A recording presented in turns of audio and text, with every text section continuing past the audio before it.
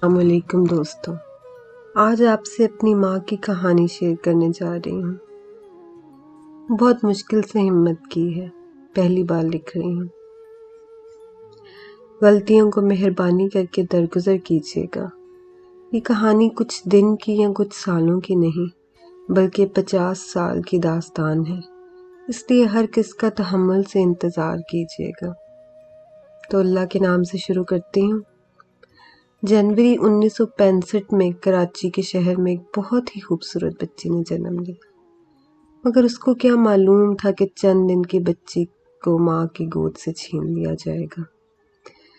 شیری کے باپ نے گھر والوں کی مرضی کے بغیر شادی تو کر لی مگر نبھا نہ سکا، اور شادی کے چند ہی ہفتے بعد اپنی بیوی کو طلاق دے دی۔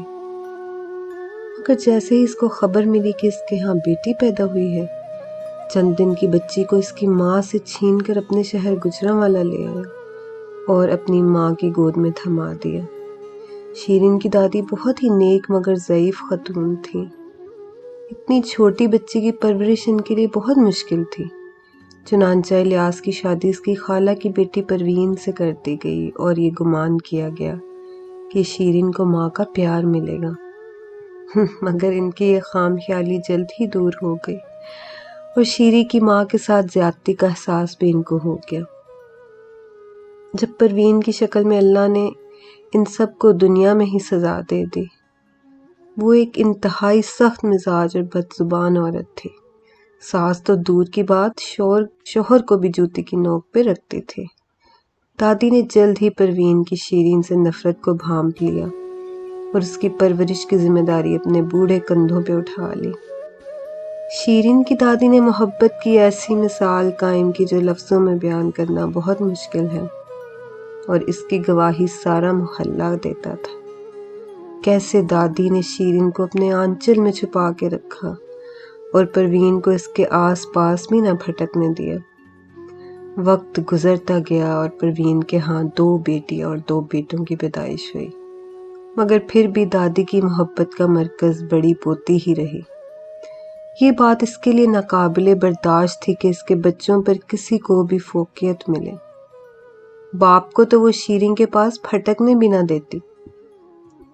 اگر غلطی سے بھی الیاس اپنی بیٹی کو پیار کر لیتا تو پروین ایسا تماشا کرتی کہ خدا کی پناہ، مگر دادی کے معاملے میں وہ کچھ نہ کر پاتی، اور شیرین کی شہزادیوں جیسی پرورش ہوتے دیکھ کر نہ صرف حسد کی آگ میں جلتی بلکہ گھر میں کوئی نہ کوئی فساد برپا کر رکھتی۔ ایسی عورت کے ہوتے کون اس گھر کا رخ کرتا، مگر ایک رشتہ باقی تھا۔ دادی، الیاس کے ماموں گھر آ رہے ہیں، کچھ اچھا پکا لینا دلہن۔ پروین، میں نے ٹھیکہ نہیں اٹھایا کسی کے خاندان کا، اس مہارانی کو کیوں چھپا کر رکھا ہوا ہے؟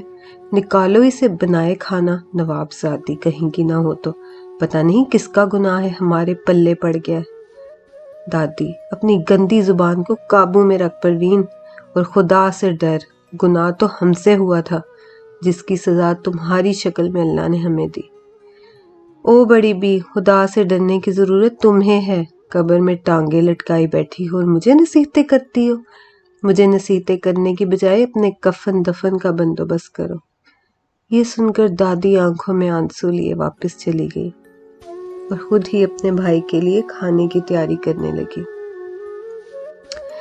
الیاس، اماں آپ کیوں سارا کام کر رہی ہیں؟ پروین سے کہہ دیتی۔ اب ماں بیچاری کیا جواب دیتی؟ خود ہی تو خاندان سے بڑے چاؤ سے بیاہ کر لائی تھی۔ نہیں بیٹا، مجھے اور کیا کرنا ہے، ویسے بھی تمہارے ماموں کو تو میرے ہاتھ کا کھانا بہت پسند ہے۔ اتنے میں آواز آ گئی، ماں سے فرصت مل گئی ہے تو بچوں کی بھی خبر لے لو۔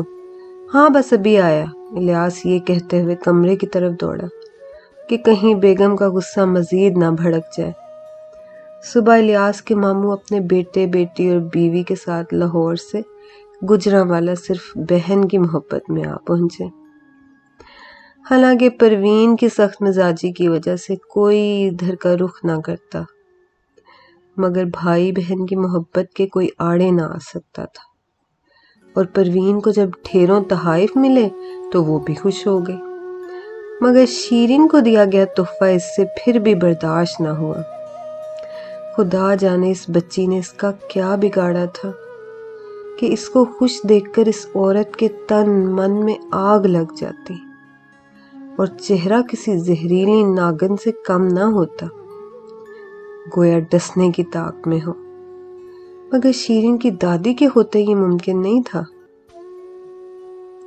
شیرین تو ابھی ایک جنت میں رہ رہی تھی اور دنیا کی حقیقت سے نا آشنا ایک خوبصورت زندگی گزار رہی تھی۔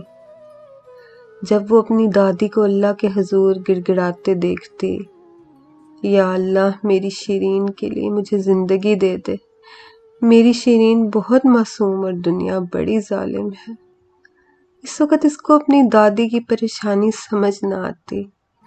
مگر راز کھلنے کا وقت زیادہ دور نہیں تھا، اتنا وقت نہیں تھا اس کی دادی کے پاس۔ الیاس فجر کے وقت بھاگتا ہوا آیا۔ اماں اماں۔ ماں کیا بات ہے بیٹا، خیریت تو ہے نا؟ وہ لاہور سے پیغام آیا ہے۔ ارے کچھ بولو گے بھی کہ بس پہیلیاں بجھاتے رہو گے؟ الیاس ہانسوں کے ساتھ ماموں نہیں رہے۔ اچانک حرکت قلب بند ہونے کے سبب اللہ کو پیارے ہو گئے۔ یہ خبر شیرین کی دادی پہ پہاڑ بن کے ٹوٹی، کیونکہ بیٹے جیسے اکلوتے بھائی کی اچانک موت کا صدمہ سہ پانا اتنا آسان نہیں تھا، اور یہ بوڑھی ہڈیاں اس صدمے کو برداشت کر پائیں گی، یہ جاننے کے لیے اگلی قسط کا ضرور انتظار کیجیے گا۔